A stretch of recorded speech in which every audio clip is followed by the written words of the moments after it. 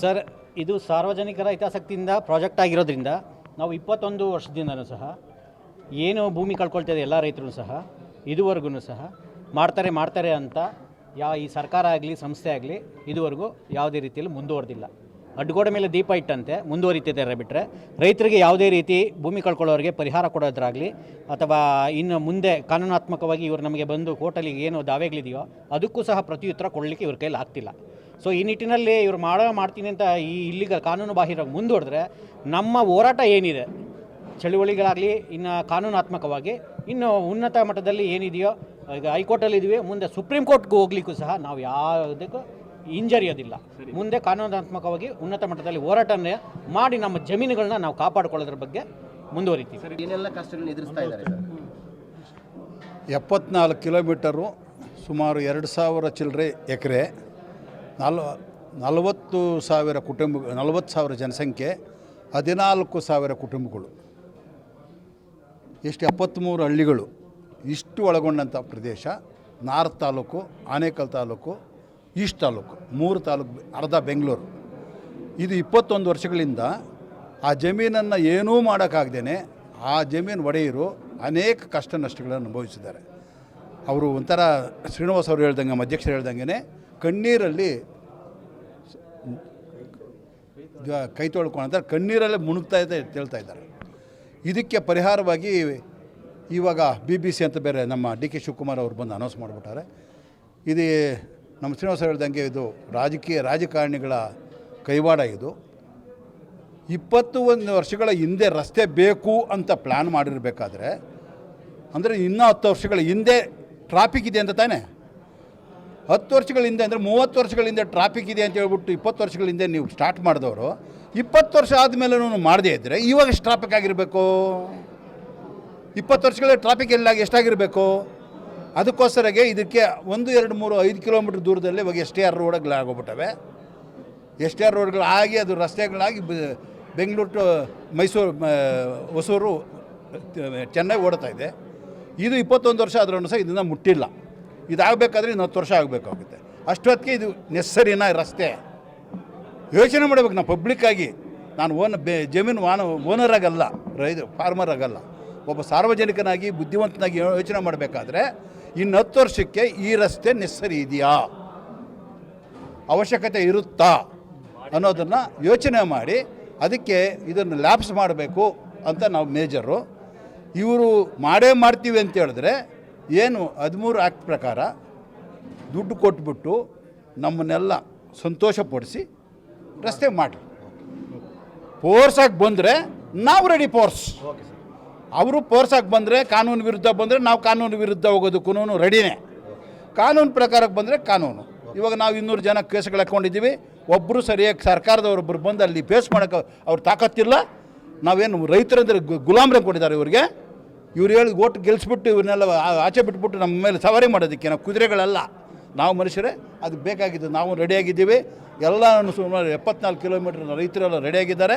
ಅದಕ್ಕೇನು ಬೇಕಾದಕ್ಕೆ ಎಲ್ಲನೂ ಏನು ಸಾಮಾನ್ಯ ಎಲ್ಲ ರೈತರು, ಅದು ಬೆಂಗಳೂರಿನವರೆಲ್ಲನೂ ಅದಕ್ಕೆ ನಡೆಯೋದಂತ ನಾವೆಲ್ಲ ರೆಡಿಯಾಗಿದ್ದೀವಿ ಸರ್. ನಿಮ್ಮ ಹೆಸರು? ಸರ್, ಬೆಂಗಳೂರಿನ ಪೆರಿಪೆಲ್ ರಿಂಗ್ ರಸ್ತೆಗೆ ಏನು 30/3/2026ರಂದು ಪೆರಿಪೆಲ್ ರಿಂಗ್ ರಸ್ತೆಗೆ ಟೆಂಡರನ್ನು ಕರೆದಿದ್ದಾರೆ. ಏನು 74 ಕಿಲೋಮೀಟ್ರ್ ಒಳಗೊಂಡಂತೆ ಈಗಾಗಲೇ ಏನು ಮಾಧವರ ತುಮಕೂರು ರಸ್ತೆಯಿಂದ ಈಗಾಗಲೇ ಏರ್ಪೋರ್ಟ್ ರಸ್ತೆವರೆಗಿನ 21 ಕಿಲೋಮೀಟ್ರಿಗೆ ಟೆಂಡರ್ನ ಕರೆದಿರ್ತಕ್ಕಂಥದ್ದೇ ಕಾನೂನು ಬಾಹಿರ. ಕಾರಣ ಈಗಾಗಲೇ ನಾವು ಏನು ಪೆರಿಪೆಲ್ ರಿಂಗ್ ರಸ್ತೆ ಅದರ ವಿರುದ್ಧವಾಗಿ ಏನು ಅಧಿಸೂಚನೆ ಆಗಿರ್ತಕ್ಕಂಥದ್ದೇ ಕಾನೂನು ಬಾಹಿರ. ಈಗ ಆಲ್ರೆಡಿ 21 ವರ್ಷ ಆಗಿದೆ.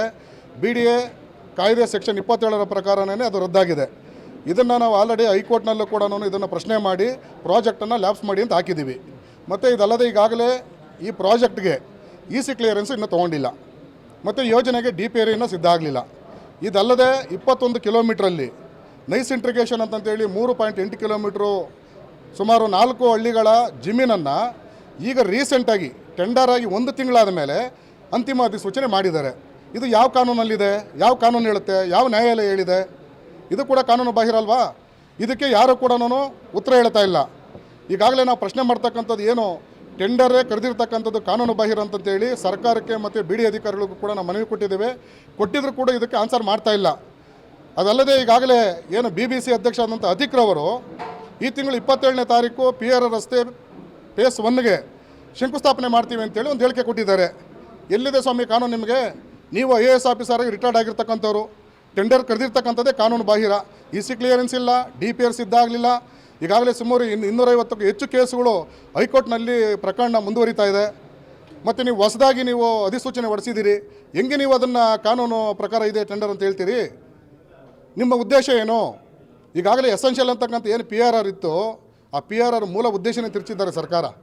ಪೆರಿಪೆರರ್ ಅಂತಕ್ಕಂಥದ್ದು ಮೂಲ ಸಾರ್ವಜನಿಕ ಹಿತಾಸಕ್ತಿ ಇರತಕ್ಕಂಥದ್ದು. ಈಗ ಬಂದಿರತಕ್ಕಂಥ ಸರ್ಕಾರ BBC ಅಂತಂತೇಳಿ ಮರುನಾಮಕರಣ ಮಾಡಿ ರಿಯಲ್ ಎಸ್ಟೇಟ್ ಮಾಡೋಕೆ ಹೊರಟಿದ್ದಾರೆ ಇವರು. ಬೇರೆ ಸಾರ್ವಜನಿಕರಿಗಲ್ಲ ಇದು. ನಮಗನ್ನಿಸ್ತದೆ ನಮ್ಮ ಹೋರಾಟದ ಈ ಅನುಭವ, ಈ ರಸ್ತೆ ಯಾವುದೇ ಸಾರ್ವಜನಿಕರಿಗೆ ಅನುಕೂಲ ಆಗಲ್ಲ ಅಂತಕ್ಕಂಥದ್ದು ಕೂಡ ನಮ್ಮಲ್ಲಿ ಒಂದು ಕಡೆ ಅನುಮಾನ ಕಾಡ್ತಾ ಇದೆ. ಯಾರಿಗೆ ಅನುಕೂಲ ಸರ್? ಇವತ್ತು ಇಡೀ ರಿಯಲ್ ಎಸ್ಟೇಟ್ ಮಾಡ್ತಕ್ಕಂಥ ಎಲ್ಲ ಜನಪ್ರತಿನಿಧಿಗಳು 74 ಕಿಲೋಮೀಟ್ರಲ್ಲಿ ಇರ್ತಕ್ಕಂಥ ಅಕ್ಕಪಕ್ಕದ ಜಮೀನುಗಳನ್ನು ರಿಯಲ್ ಎಸ್ಟೇಟ್ ದಂಧೆ ಮಾಡ್ತಕ್ಕಂಥ ಕೆಲಸ ಮಾಡ್ತಕ್ಕಂಥದ್ದಕ್ಕೆ ಹೊರಟಿದ್ದಾರೆ. ಎಲ್ಲ ಪಕ್ಷದ 3 ಪಕ್ಷದ ನಾಯಕರುಗಳು ಕೂಡ ಜಮೀನುಗಳನ್ನ ಖರೀದಿ ಮಾಡಿದ್ದಾರೆ. ಬೇನಾಮಿ ಹೆಸರುಗಳಲ್ಲಿ ಇದ್ದಾವೆ. ಅವ್ರಿಗೆ ಮಾತ್ರ ಅನುಕೂಲ, ಇದು ಸಾರ್ವಜನಿಕರಿಗಂತೂ ಅನುಕೂಲ ಆಗಲ್ಲ ಈ ಯೋಜನೆ ಅಂತಕ್ಕಂಥದ್ದು ಕೂಡ ನೇರ ಆರೋಪ. ಯಾಕೆ ನೀವು PR ಅಂತಕ್ಕಂಥದ್ದು BBC ಅಂತ ಬದಲಾವಣೆ ಮಾಡಿದಾಗೇನೆ ಇದಕ್ಕೆ ಮೂಲ ಕಾರಣ ರಿಯಲ್ ಎಸ್ಟೇಟ್ ಮಾಡಲಿಕ್ಕಂತಲೇ ಸರ್ಕಾರ ಹೊರಟಿದೆ. ಇದು ಯಾವುದೇ ಕಾರಣಕ್ಕೂ ಸಾಧ್ಯ ಇಲ್ಲ. ಈಗಾಗಲೇ ಅಧಿಸೂಚನೆ ಆಗಿರ್ತಕ್ಕಂಥದ್ದು PRR ಯೋಜನೆ ಈಗ ಆಲ್ರೆಡಿ ಸತ್ವಾಗಿದೆ. ಹಂಗಾಗಿ ನಾವು ನ್ಯಾಯಾಲಯದ ಮೂಲಕನೂ ಕೂಡ ಆದೇಶ ತಗೊಬೇಕಂತೇಳಿ ಮಾನ್ಯ ನ್ಯಾಯಾಲಯಕ್ಕೂ ಕೂಡ ನಾವು ಮೊರೆ ಹೋಗಿದ್ದೇವೆ. 100% ಈ ಯೋಜನೆನ ರದ್ದುಗೊಳಿಸ್ತೀವಿ. ಸರ್, ಈಗ 27ನೇ ತಾರೀಕು ಶಂಕುಸ್ಥಾಪನೆ ಅಂದರೆ ಶಂಕುಸ್ಥಾಪನೆಗೆ ಮುಂದಾದರೆ ತಮ್ಮ ನಡೆ ಏನಿದೆ? ಶಂಕುಸ್ಥಾಪನೆ ದಿನ ಏನಾದರೂ ಸರ್ಕಾರ ಮುಂದಾದರೆ ಎಲ್ಲ PRR ಒಳಪಡ್ತಕ್ಕಂಥ ಎಲ್ಲ ರೈತ ಮಾಲೀಕರ ಕುಟುಂಬಗಳು ನಾವೆಲ್ಲರೂ ಕೂಡ ಅದಕ್ಕೆ 100% ನಾವು ತಡೆ ಹಿಡಿತೀವಿ. ಫಸ್ಟ್ ಅವರು ನ್ಯಾಯಾಲಯಕ್ಕೆ ಬರಲಿ. ನಮಗೂ ಕೂಡ ಸಾರ್ವಜನಿಕ ಹಿತಾಸಕ್ತಿ ಬಗ್ಗೆ ನಮಗೂ ಗೌರವ ಇದೆ. ಕೋರ್ಟ್ಗೆ ಯಾಕೆ ಬರ್ತಾಯಿಲ್ಲ ಸ್ವಾಮಿಯವರು? ಬಂದು ಕೋರ್ಟಲ್ಲಿ ಬಂದು ಕೇಳಲಿ ಇವರು. ನಾವು ಹೇಳಿದ್ದೇವೆ, ನೀವು ಫಸ್ಟು ಪ್ರಾಜೆಕ್ಟ್ ಏನು 2005ರಲ್ಲಿ ಆಗಿರ್ತಕ್ಕಂಥ ಅಧಿಸೂಚನೆನ ರದ್ದು ಮಾಡಿ ನೀವು ರಸ್ತೆ ಮಾಡೋದೇ ಆದರೆ ಕೇಂದ್ರ ಸರ್ಕಾರದ 2013ರ ಕಾಯ್ದೆಯನ್ನು ಅಳವಡಿಸ್ಕೊಂಡು ಅದ್ರ ಪ್ರಕಾರ ಪರಿಹಾರ ಪುನರ್ವಸತಿ ಕೊಡಿ ಅಂತಂತಂದರೆ ಇದಕ್ಕೆ ಸರ್ಕಾರದಿಂದ ಉತ್ತರ ಇಲ್ಲ. ಹಂಗಾಗಿ ನಮಗೆ ಈ ಸರ್ಕಾರದ ಮೇಲೆ ನಂಬಿಕೆ ಇಲ್ಲ ಅಂತಂತೇಳಿ ಹೈಕೋರ್ಟ್ಗೆ ಹೋಗಿದ್ದೇವೆ. ಹೈಕೋರ್ಟಲ್ಲಿ ನಮ್ಮ ಪರವಾಗಿ ಆದೇಶ ಬಂದೇ ಬರ್ತದೆ ಅಂತಂತೇಳಿ ಹೈಕೋರ್ಟ್ ಆದೇಶಕ್ಕೆ ನಾವು ಕಾಯ್ತಾ ಇದ್ದೇವೆ.